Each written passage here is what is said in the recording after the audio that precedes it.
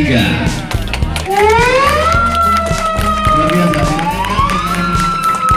Pemotor.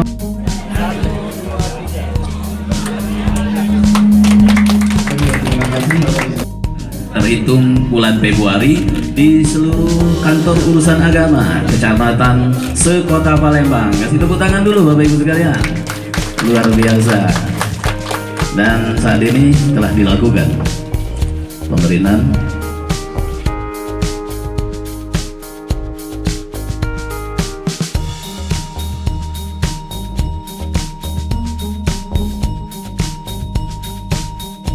sesuai dengan peraturan Menteri Agama Nomor 19 Tahun 2014 itu terkait bahwa setiap suami istri yang telah melakukan pernikahan itu akan diberikan kartu nikah dan buku nikah.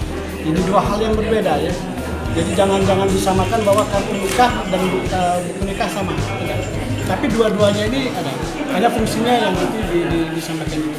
Nah, jadi kemarin kami sudah melakukan talkshow juga melalui web Kementerian Agama tentang kartu nikah ini. Hanya saja pelaksanaan pembuatan kartu nikah ini memang secara bertahap.